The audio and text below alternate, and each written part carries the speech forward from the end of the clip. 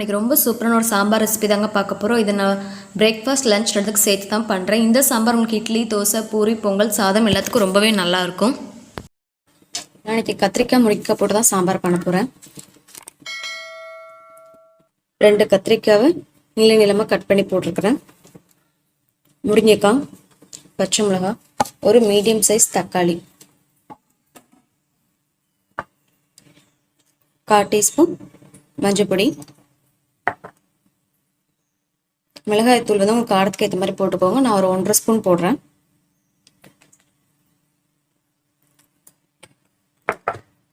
உப்பு தேவையான அளவு, நான் கல் உப்பு தான் சேர்த்துக்கிறேன்.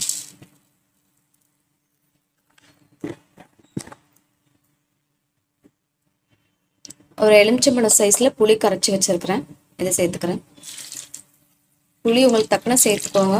ஒரு சின்ன எலுமிச்சம்பழம் சைஸ் சேர்த்திங்கன்னா சரியாக இருக்கும்.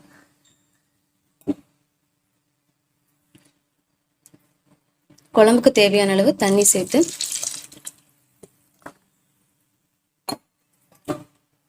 இப்போ அடுப்பு ஆஃப் பண்ணிக்கலாம். ஆன் பண்ணிவிட்டு இந்த குழம்பு நல்லா கொஞ்சம் கொதிக்கட்டும், அது வரைக்கும் நான் மூடி வைக்கிறேன். குழம்பு நல்லா கொதிச்சுட்டு இந்த ஸ்டேஜில் நான் ஒரு 10-15 சின்ன வெங்காயத்தை பேஸ்ட்டாக அரைச்சி வச்சுருக்கேன், 1-2 இதே இதில் சேர்த்துக்கலாம்.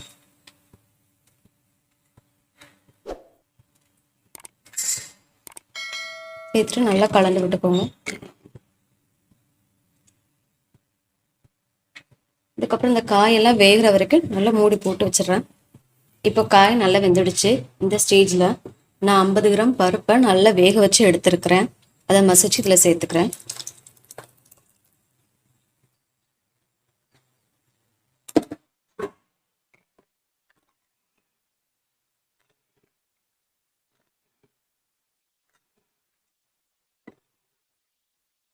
பருப்பு சேர்த்துட்டு நல்லா கலந்துட்டு இதில் தேங்காய் பேஸ்ட் ஆட் பண்ண போகிறோம்.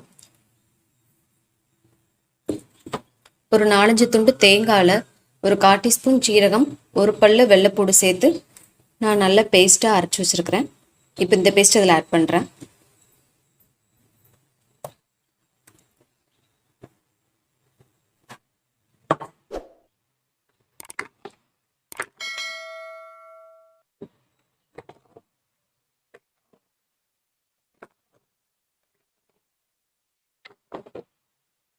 இந்த ஸ்டேஜில் உங்களுக்கு குழம்புக்கு எவ்வளோ தண்ணி வேணுமோ அவ்வளோ அட்ஜஸ்ட் பண்ணிக்கோங்க.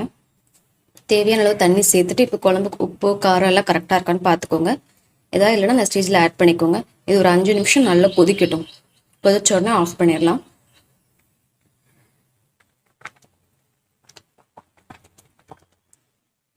குழம்பு நல்லா கொதிச்சுட்டு இந்த ஸ்டேஜில் நான் மல்லி இலை சேர்த்துக்கிறேன்.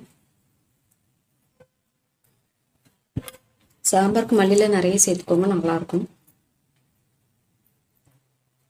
இப்போ நம்ம அடுப்பு ஆஃப் பண்ணிவிட்டு குழம்பு தாளிச்சிடலாம். குழம்பு தாளிக்கிறதுக்கு இப்போ நான் 2 ஸ்பூன் தேங்காய் எண்ணெய் எடுத்திருக்கேன். நீங்கள் கடலை எண்ணெய் நல்லெண்ணெய் எதில் வேணாலும் தாளிச்சிக்கலாம். எண்ணெய் கொஞ்சம் காயட்டும். எண்ணெய் காய்ஞ்சதும் இதில் கடுகு, உளுத்தம் பருப்பு,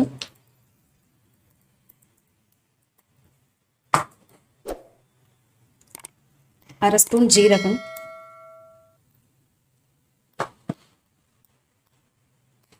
ஒரு 7-8 மிளகு, 2 பல்லு பூண்டை நல்லா தட்டி வச்சிருக்கிறேன், அதையும் சேர்த்துக்கிறேன்.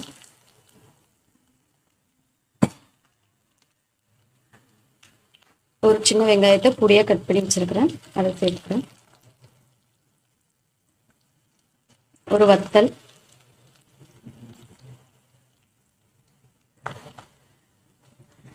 சேர்த்து இதை நல்லா ஃப்ரை பண்ணிக்கோங்க.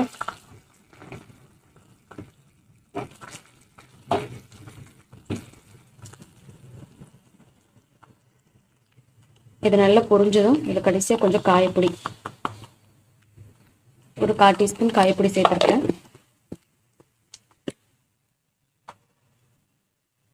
அப்புறம் கருவேப்பிலை.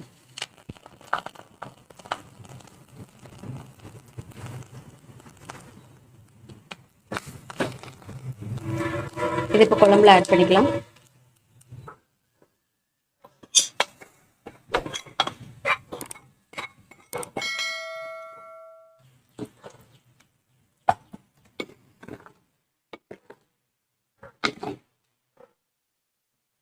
அவ்வளோதாங்க, சாம்பார் ரெடி ஆயிடுச்சு. ட்ரை பண்ணி பாருங்கள், ரொம்பவே நல்லாயிருக்கும். உங்களுக்கு சாதம், பொங்கல், இட்லி, தோசை எல்லாத்துக்கும் ரொம்ப நல்லாயிருக்கும். ட்ரை பண்ணி பாருங்கள்.